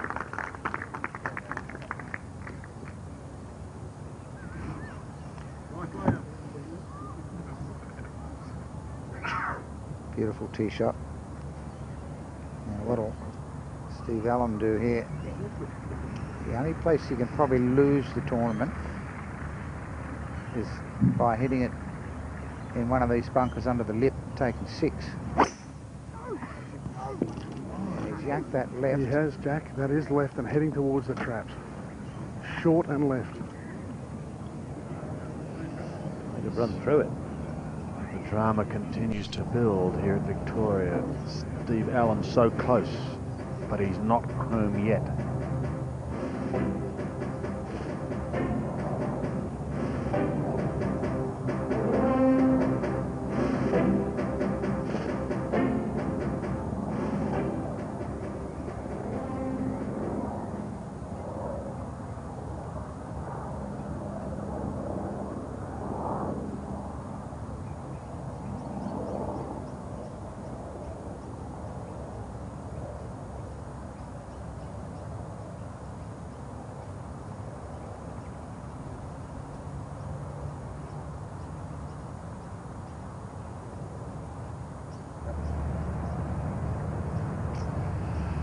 So let's just remind ourselves, Stephen Allen in a spot of bother off the tee. This is Craig Parry, one of those chasing him, but he's now playing his 3rd shot to the 18th. He is the master of the short game. He needs this close. Well, if anybody You want this shot and it's straight at it. Be the good length. Ooh, stop there. Oh, just a little bit firmer. Well, I suspect he surprised himself with the amount of stop he got on that slope that was away from him. And that would be a very awkward putt to hold because it would be very quick and a big break from the right. He'd be very cranky with himself, I think, Bruce, for knocking it in the trap. Yeah. Particularly when, with his stock shot left to right, he could have aimed it at those left-hand bunkers and just played a little slider. Still, if he can birdie the last, he'll just add a little more pressure to Stephen Allen and could still force a playoff. Well, look, Sandy, if anyone can hold this putt, Craig Parry can, but it's looking more remote by the minute because it's just such a long putt to have to make with such a borrow on it. The tee shot was what has cost him dearly. Mind you, it'll be forgotten if he rams it in. Absolutely. Let's not forget the slender American either. I don't think he can win, even if he holds it. Stranger things have happened there. Oh, absolutely strange things have happened, but you'd have to think Steve Allen will find a 5 here. Yes, we haven't yet quite heard where his tee shot has gone. If it's gone through the bunker, it could be in severe trouble. We'll get back to that shortly. But he doesn't know that. In his mind, even an eagle isn't going to win the tournament. And pride will dictate that he doesn't finish a disappointing day off with a 3-putt. Very easy to do from here. Yeah, not much happened for him today. Started the day at 9 under, and that's the way he stands for the round. This for a 3. This to go to 11 under.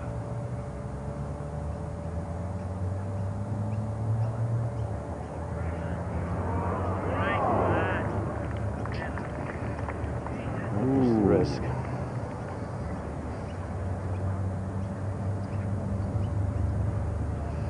Back down the fairway. Allen. He stayed in the bunker, Sandy, and was on an upslope, and that's a great get-out because I didn't think he could get it out that far. It's a very brave shot. Good recovery. You're right, Jack. It was because there was overhanging branches there from the upslope.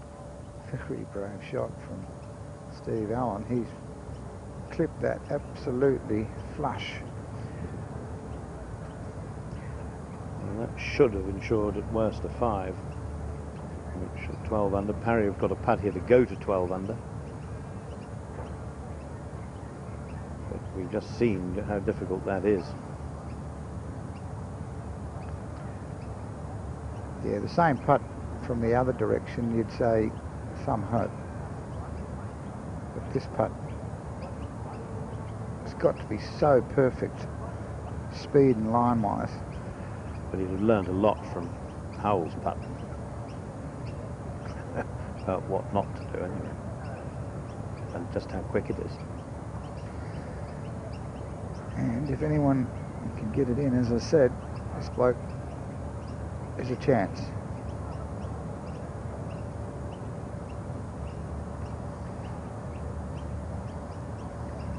This for birdie, this to get to 12 under, and for the time being anyway, gain a share of the lead.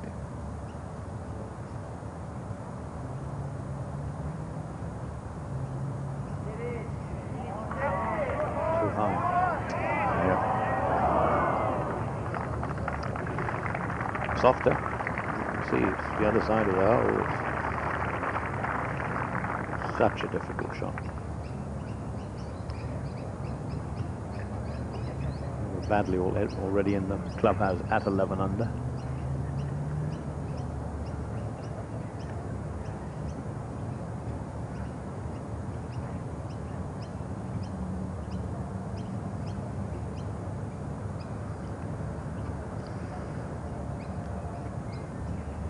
So you reckon the only one, I think the only one that could probably get there now is Rich Beem, who's playing with him. Smashed a huge drive down here, so he is definitely in a position to potentially make an eagle 3. There There are some very expensive putts being played at the moment. The winner 270,000, second place 153, third 101, fourth $72,000. Wanting silence, there was a phone going off in an adjacent hospitality unit then.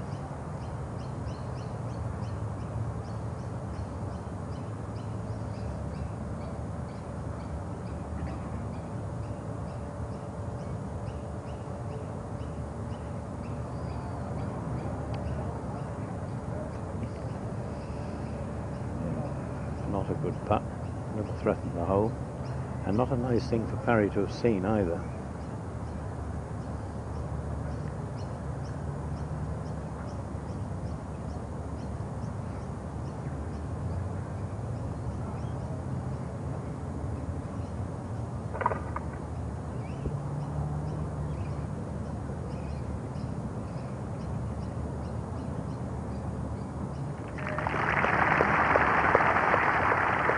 Great to see him out here in Australia again, but it's been somewhat of a struggle today. 65, 66 and 70 to finish at 9 under for the championship for Charles Howell III.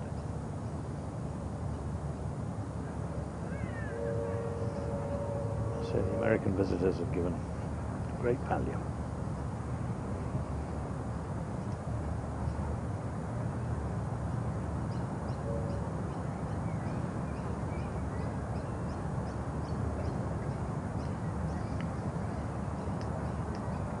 Parry for his par finished at 11 under, tied with Aaron Baddeley. One shy of Stephen Allen, who's back up the fairway.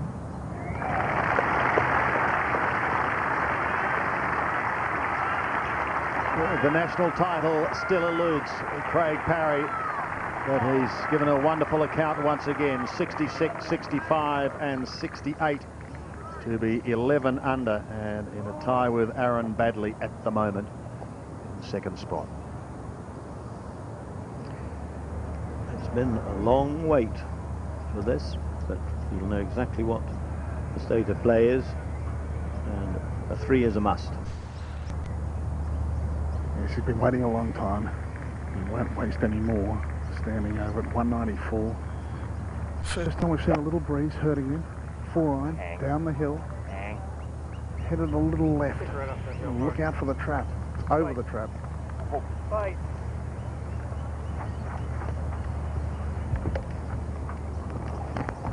It's hard to see an eagle from there.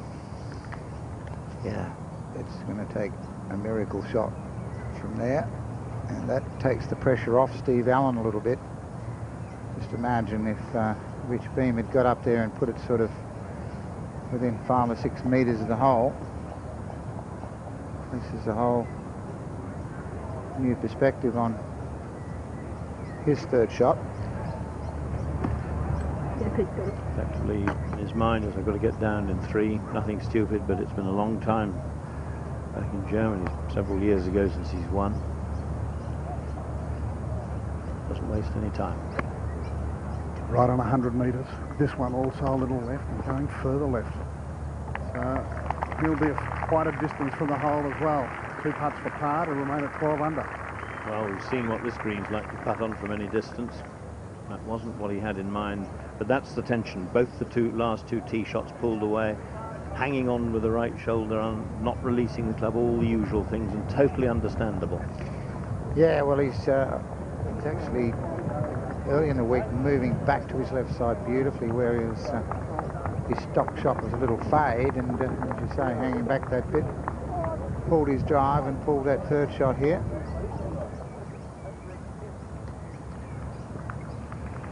Wonderful overview of this 18th, and for this championship, the 54th hole, and they're giving this young Australian, who's been a professional now for some 6 years, a standing ovation, and his playing partner, who's been such a hit, the reigning US PGA champion Rich Beem.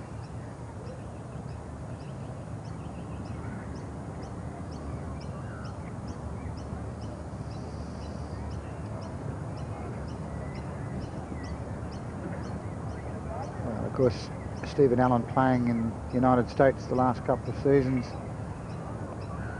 really toughened him up. Has to turn around and head back there, what, on Tuesday? Yeah, he's just out of the exempt status in the United States. I think he finished about 137th, something like that. And he goes back there and attempts to improve that position, and then he'll probably go back and start almost immediately in America and try and get a re-rank, which by that I mean if he plays good in the early tournaments, he actually moves up some places, which gets him more starts during the year. So I don't think we'll be seeing too much of Stephen Allen early in the new year, particularly when we come back for tournaments like the Heineken and the Johnny Walker. He'll probably already be on his way to America.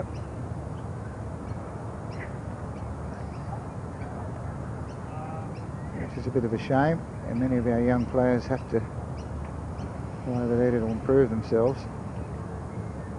And quite often those early season events clash with our summer of golf.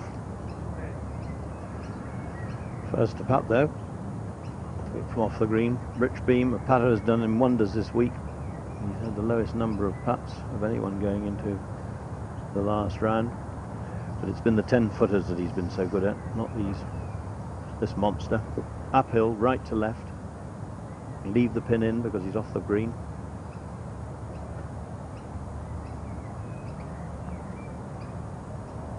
Come on, come on.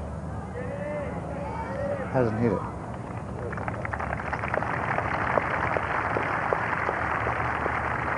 Again, very much in his mind, the horrors of going beyond and therefore above the hole. Up there to go into a share of second and 11 under. And maybe, you know, he would, in his mind would be the knowledge that Stephen Allen's still got to get down in 2. I was just about to say, Bruce, we've just seen Howe and Parry both run theirs well past the cup. And this is one of those right to left putts. If you happen to pull it a bit and it gets on the borrow, it can really accentuate the speed. Craig Parry keeping an eye on it. Yes, hello, mate. Well played. I mean, what we know of this green, I mean, he'll do well to get within 3 feet, or stop it within 3 feet. It'll be a very good putt. Marvellous shot from our high camera.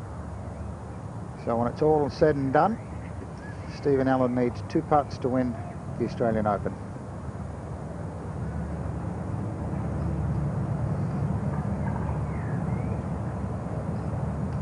Big swing from right to left.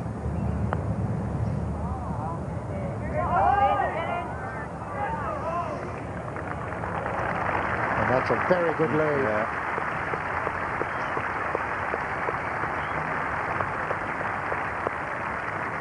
So Rich Beem will hopefully putt out, and it will be left to Stephen Allen to hopefully complete formalities. He would have loved to have gone up and knocked that in.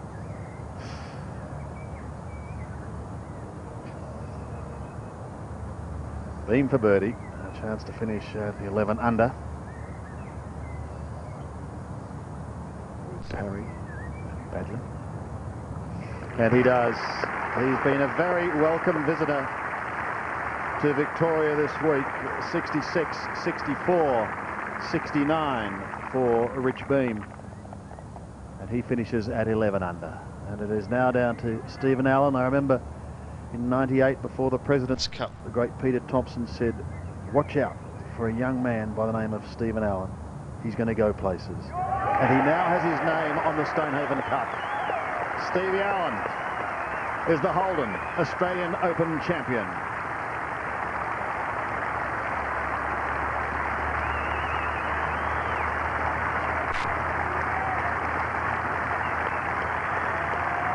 What a boost to take with him on his journey to the United States in a week or so's time. A round of 68.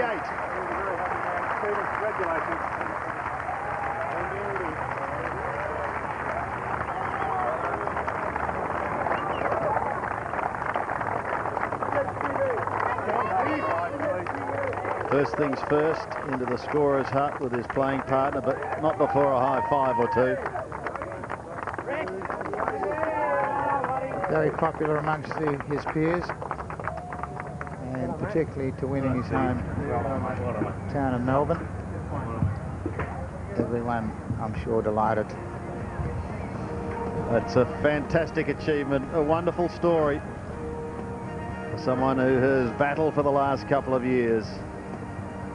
He now has his country's highest honour in the sport of golf. He is the Holden Australian Open champion for 2002 by one stroke from Craig Parry, Aaron Baddeley and Rich Beem.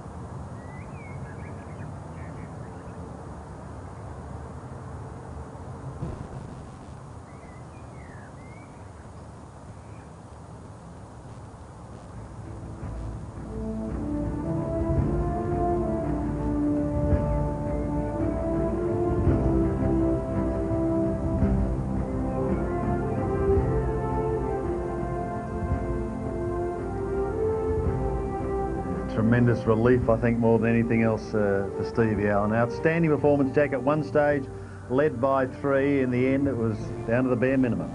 No better feeling than that, Sandy, walking off that hole thinking, well, I'm the Australian Open champion. Let's relive some of the moments in his third and final round here today. He needed a good start, and that's exactly what he got. On the par 3 opening hole, in fact, it produced a 2-shot turnaround with his playing partner, Rich Beem. Yeah, it was a terrific start, wasn't it? And I think that gave him the confidence to go on with it. After making a 2 at the first, beautiful shot. And another birdie again.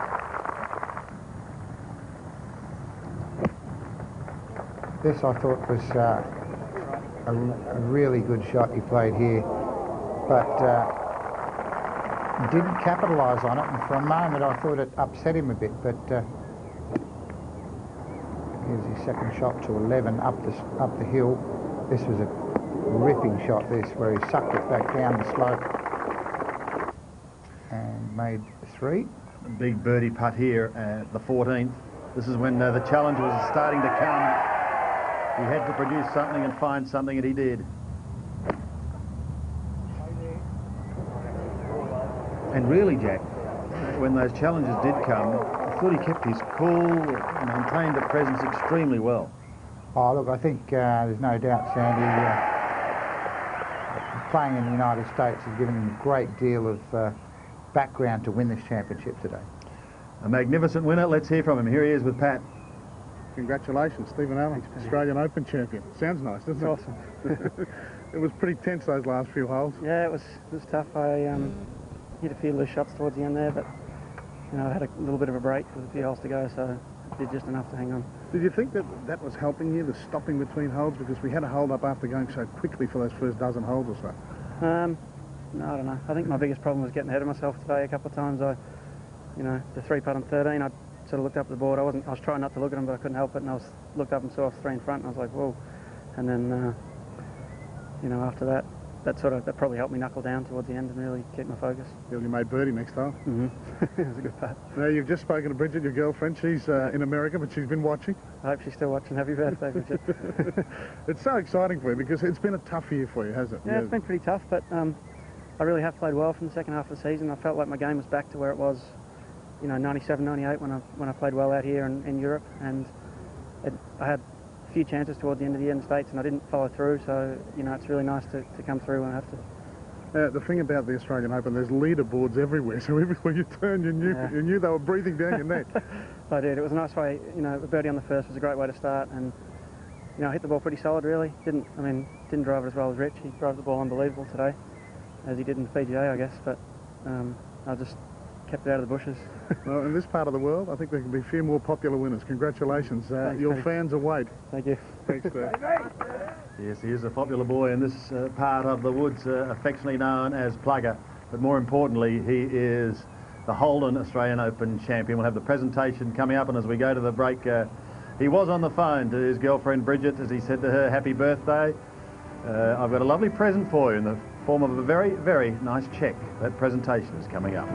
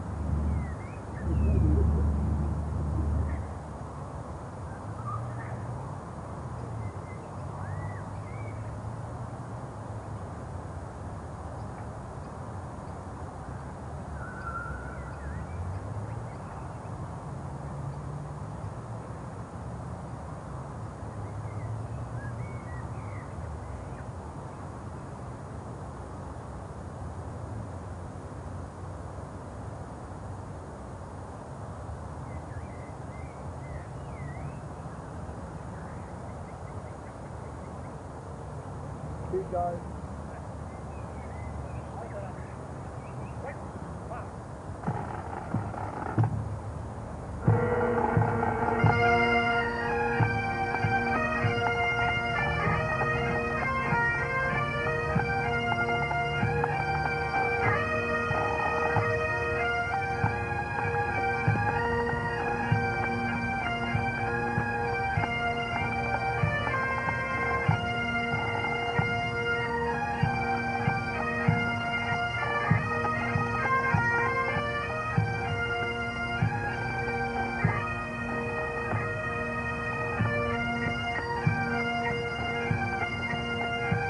The Pipe Band welcoming in a new champion, a new name to go on the Stonehaven Cup.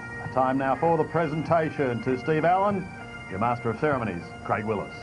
Well, ladies and gentlemen, every young man's dream to win a major championship such as this. And to begin our presentation, it gives me a great deal of pleasure to welcome back to the 18th green, Steve Allen.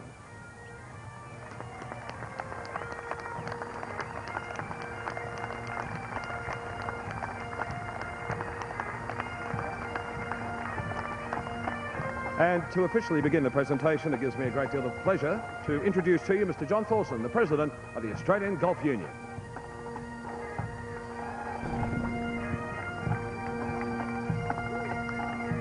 Thank you very much, Craig. On behalf of the Australian Golf Union, I would like to express our sincere appreciation for their continued sponsorship and support of the Holden Australian Open. This is the 7th year that Holden have been the naming known sponsors and the 13th year that they have been sponsors. We're also looking very much forward to Holden being in the Australian Open and naming the Australian Open Holden for many years to come. And we really appreciate, Peter, what Holden are doing. Thank you.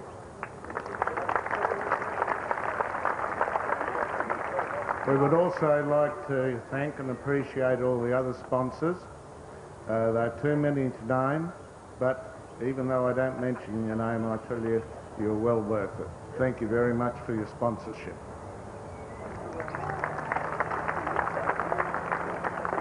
To Victoria Golf Club, who made their course available for us, we give our sincere thanks for what they've done and for hosting this event, and we offer our best wishes to them for the year 2003 when they'll have their centenary. Best of luck on.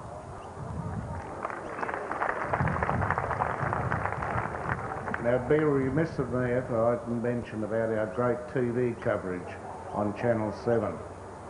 It's been absolutely fantastic, and to Channel 7, thank you very much indeed for it. It's been marvellous, and we really appreciate it. Thank you.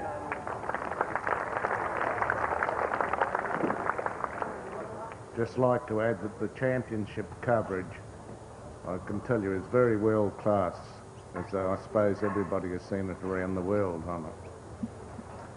To IMG, thank you very much once again for the help and effort that you've done with us.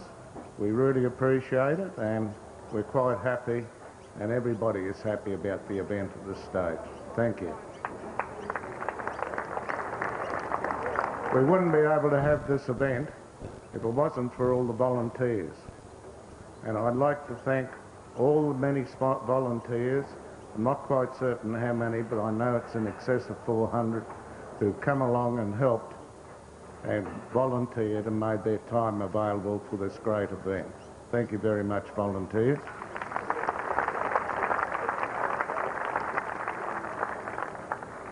And of course, we wouldn't be able to have this event if we didn't have the players. So at this stage, I'd like to thank all the players for coming and playing in the Australian Open and the effort they've put into it, and what a great finish.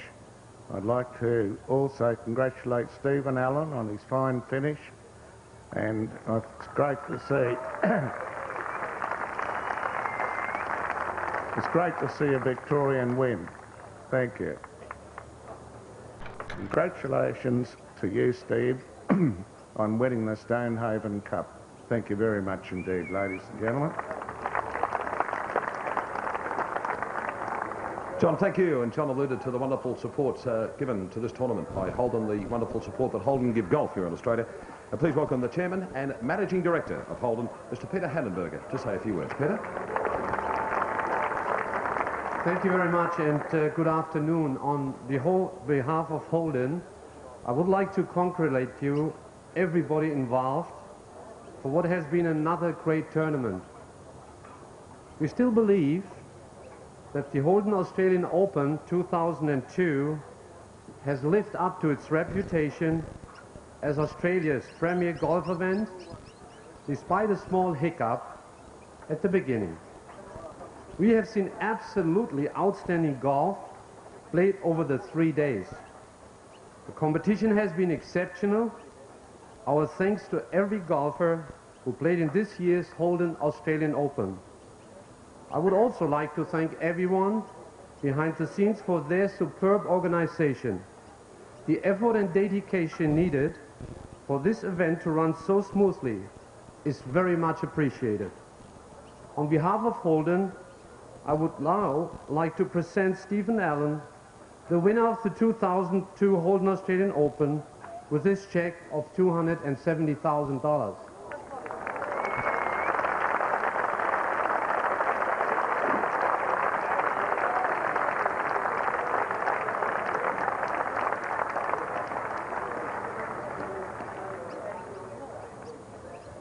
Well, I don't know what to say. It was a long day. I'd have to thank the Australian Golf Union and Holden. I wasn't qualified for this event, so they gave me an invite, which I appreciate greatly. My friends, family, especially Mum, Dad and my sister, they've been huge supporters of mine. And my coach, Dale Lynch, has helped me unbelievably. He was here all week, and I don't know. He's been great. Elvis, yeah, of course, my caddy Elvis, he's been fantastic. The fans this week were awesome. I had so much support out here. It was great. And I have to say happy birthday to my girlfriend Bridget in Scottsdale. Thank you.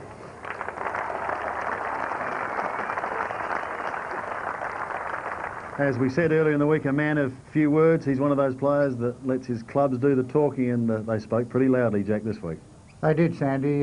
You know, for me, the weather was great, the golf course was great, and, you know, everything was great. But the decision early in the week wasn't so great. That's the black mark on this tournament. We shall take a break and come back to say farewell from Victoria.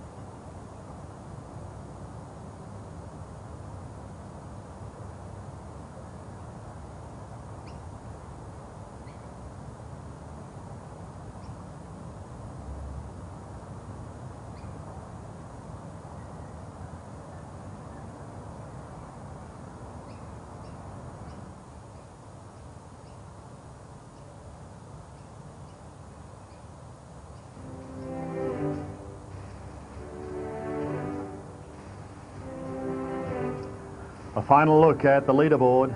Steve Allen winning his first national title after a closing round of 68. He finished at 12 under. Aaron Baddeley, Craig Parry and Rich Beem all in a tie for second at 11 under par. A stroke further back, Gavin Coles, who shot a 68 today. Charles Howell III, another of our American visitors, did extremely well. So too Adam Crawford and Robert Allenby, with Adam Scott still finding his first title in Australia difficult to find. They are the leaders, but there's only one winner, and that is Steve Allen. He heads back to the United States, Jack. We now turn our attention to the PGA at Coolum next week, and that should be very interesting with John Daly, we believe, still coming out, and of course the headliner Greg Norman. Yeah, some fabulous golf to come, and we saw some terrific golf this week on a wonderful golf course. And following the PGA, the golfing caravan returns to Huntingdale, the home of the MasterCard Masters. That is from December 5 through until December 8. But all our congratulations go to Stevie Allen. He is the 2002 Holden Australian Open champion.